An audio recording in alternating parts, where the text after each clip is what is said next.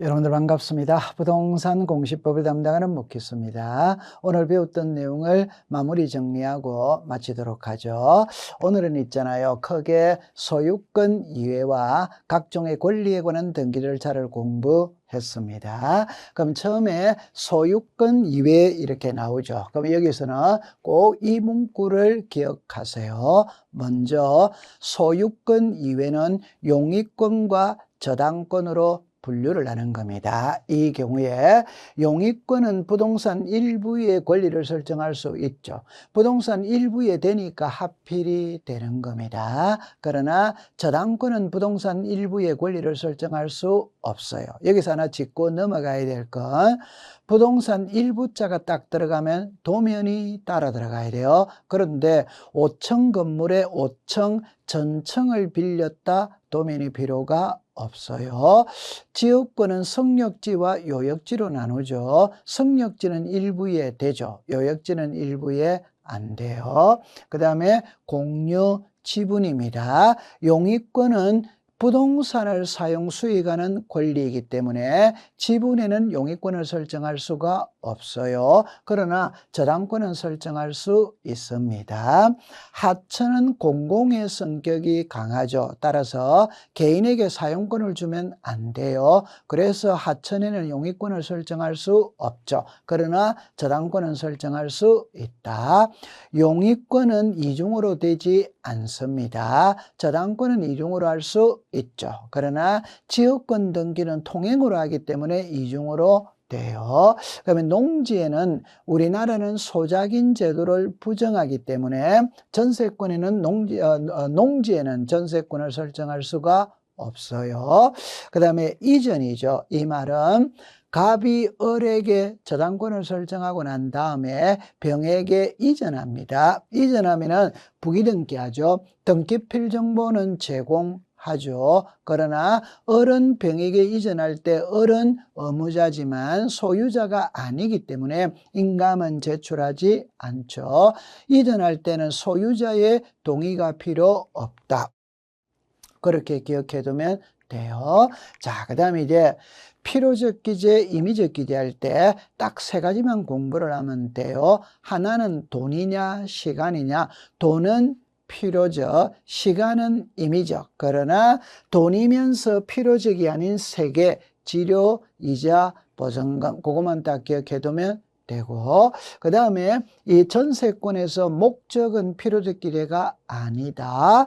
변제기와 이자는 저당권에서는 임의적 기재이지만 건저당권에서는 기재사항이 아니다. 그걸 기억해 두면 되고, 채무자는 필요적 기재죠. 채무자는 등기부에 이름이 올라가지만 권리자로서 올라가는 게 아니라 말 그대로 채무자로서 올라가기 때문에 신청서에는 성명 주소만 기록하면 되는 겁니다. 그래 기억해 두면 돼요. 자, 그 다음에 지역권이죠. 지역권은 다 세 개만 딱 기억하면 돼요. 지역권 설정 등기는 2번을 한다. 이때 성역지에는 성역지 소유자가 등기 의무자, 요역지 소유자가 등기 권리자가 되어 공동으로 신청하고, 요역지 등기부에는 등기관이 직권으로 한다. 그걸 기억해 두면 되고, 요역지와 지역권은 분리 처분할 수 없죠. 그래서 지역권이 이전되면은 우리가 소유권의 요역지가 이전되면 지역권도 같이 이전한다. 분리 처분할 수 없다. 그걸 기억해 두면 됩니다. 전세는 하나만 딱 기억하면 돼요. 전세금 반환 채권의 일부 양도를 원인으로 하는 이전 등기는 기간이 만료되기 전에는 할 수 없다. 만료된 후에 할 수 있다. 그것만 기억해 두면 됩니다. 저당권은 중요하죠. 그죠? 이 저당권의 객체율이 날 때 저당권은 부동산 전부 공유 지분 이중의 저당권도 되어요. 그러나 부동산 일부 방 한 칸의 저당권은 없죠. 임차권의 저당권은 없어요. 저당권 설정의 필요적은 채권의 채무자, 저당권의 목적이 소유권 이외라는 게 지상권이냐 전세권을 의미하죠. 이 변제기와 이자는 저당권에서는 임의적 기재이지만 건저당권에서는 기재사항이 아니다. 일정한 금액을 목적으로 하지 않는 채권을 담보하기 위한 저당권도 설정할 수 있다. 이 경우 채권의 평가액을 기록하여야 하죠. 비담보 채권과 저당권은 분리처분할 수 없다. 그 다음에 채권 최고액은 채권자 채무자가 수인인 경우라도 단일하게 기록하느냐 구분하여 기록할 수 없다. 단일하게 기록한다. 그걸 기억해 두면 돼요. 여러분들 이 아래에 있는 거는 갑이 을에게 저당권을 설정한 후 병에게 매매를 한 겁니다. 그럼 이 저당권 말소 등기를 할 때 갑하고 을 저당권 설정자와 저당권자가 말소를 신청할 수 있어요. 병하고 을 제3취득자와 저당권자가 말소를 신청할 수 있어요. 그러나 갑하고 병 저당권 설정자와 제3취득자는 말소를 신청할 수 없다. 그걸 기억해 두면 되고, 공동담보죠. 공동담보는 부동산이 5개 이상일 때다 등기관이 공동담보 목록을 작성을 하죠. 이 경우 공동담보라는 뜻의 등기는 새로 추가되는 등기 부위는 그 등기의 끝부분에 공동담보라는 뜻을 기록하고 종전 등기 부위는 부기등기로, 그러니까 새로 추가하는 끝부분 종전 등기 부위는 부기등기로 공동담보라는 뜻을 표시를 한다. 공동저당의 대위등기를 할 때 매각부동산, 매각대금, 선순위 저당권자가 변제받은 금액을 기록하고 선순위 저당권자가 등기 의무자, 후순위 저당권자가 등기 권리자가 되어 공동으로 신청한다. 그걸 기억해 두면 돼요. 그 다음에 이제 변경 경정이죠. 이거는 부동산 표시의 변경 경정, 등기 명인의 표시의 변경 경정, 권리의 변경 경정, 부동산 표시가 소재, 지분, 지목, 면적, 구조, 종류입니다. 등기 명인의 표시는 성명, 주소, 주민등록번호죠. 권리의 변경은 전세금이죠. 이걸 접근할 때 부동산 표시는 표제부니까 단독 신청하고 표제부의 등기는 1월 이내에 신청합니다. 표제부에는 대량을 먼저 고쳐야 되죠. 그럼 표제부 등기할 때는 대량을 첨부해야 되고 표제부에는 부기등기가 없죠. 그러니까 언제나 주등기 하는 거예요. 등기 명인의 표시 변경 개명이죠. 개명은 계약이 아닙니다. 그러니까 단독 신청이고 개명을 했다면 가족관계 증명서, 이사를 갔다면 주민등록 등초본을 들고 가야 됩니다. 등기 명인의 표시 변경 등기는 이해관계인이 없기 때문에 언제나 부기등기하는 거죠. 권리의 변경은 전세금이 오르락내리락 거리거든. 이거는 계약이죠. 계약이니까 공동신청입니다. 그럼 이때 전세금을 정액할 때는 전세권 설정자가 등기 의무자, 전세권자가 등기 권리자, 전세금을 감액할 때는 전세권자가 등기 의무자, 전세권 설정자가 등기 권리자가 되죠. 권리의 변경 등기를 할 때 등기상 이해관계인이 있다면 성낙서를 첨부하면 부기등기, 안 하면 주등기로 하죠. 따라서 이 권리의 변경 등기는 성낙서가 없어도 등기가 됩니다. 그걸 기억해 두면 돼요. 자, 그 다음에 이제 말소 등기네요. 그죠? 말소 등기는 등기사항의 전부를 지우는 겁니다. 말소 등기에 대한 말소 등기는 할 수 없어요. 말소 회복의 등기를 해야 됩니다. 말소 등기를 할 때 등기상 이해관계인이 있다면 이해관계인의 성낙서를 첨부해야 됩니다. 여기서 지상권 말소 시 이게 주등기죠. 지상권을 목적으로 하는 저당권은 부기등기죠. 주등기가 말소가 되면 부기등기 권리자는 이해관계인이다.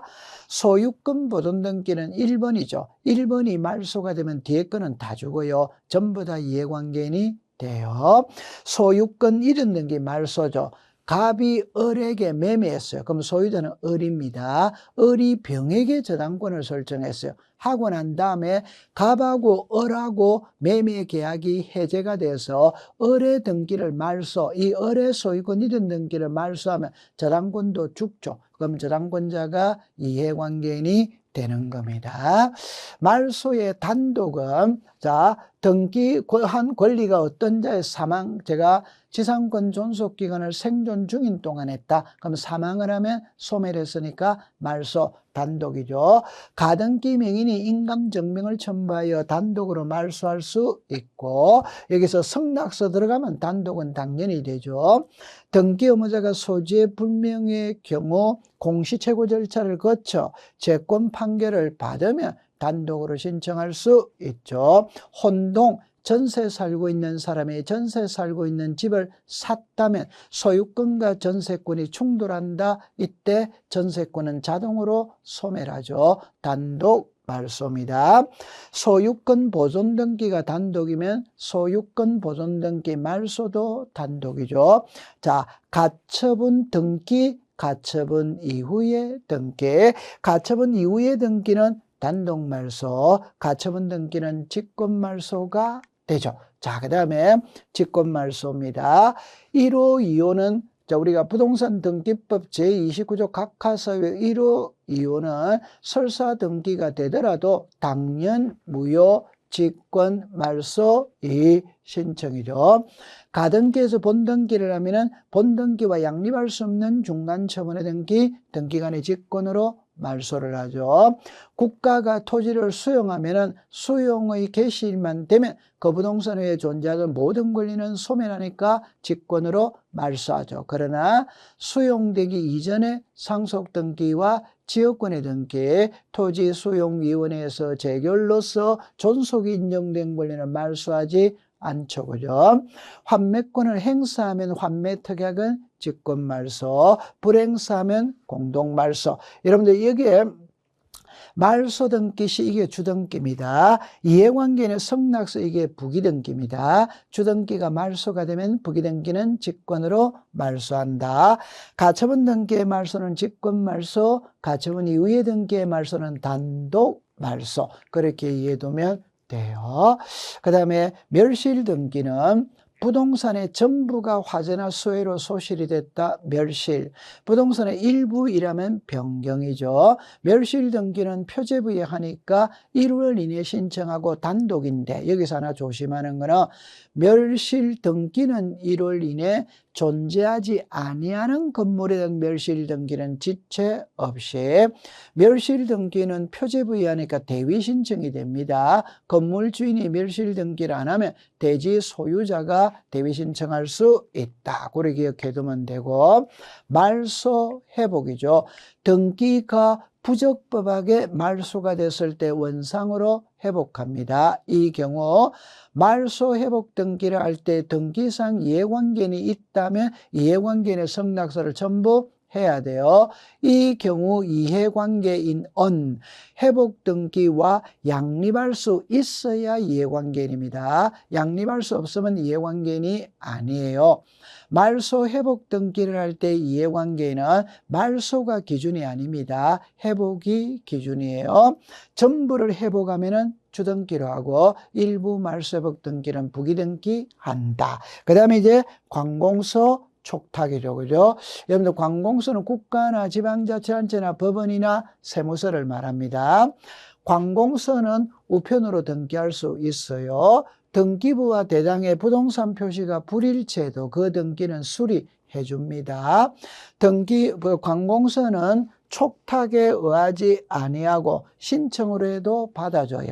개인은 촉탁으로 해야 될 걸 신청으로 하면 안 됩니다. 관공서는 돼요. 관공서는 사기칠 일 없기 때문에 인감증명, 등기별 정보를 제공하지 않고 관공서의 주소는 명확하기 때문에 주소를 정면한 정보를 제출하지 않아요. 그럼 여기서 이제 공매 처분이죠. 공매 처분을 한 경우에는 권리 이전의 등기, 압류 등기의 말소, 공매 개시 결정 등기의 말소를 일건의 신청 정보로 일괄하여 신청한다. 그래 이해해 두시면 되는 겁니다. 그래서 지금까지 우리가 소유권 이해와 각종의 등기 절차에 대해서 마무리 정리를 해봤어요. 고생했습니다.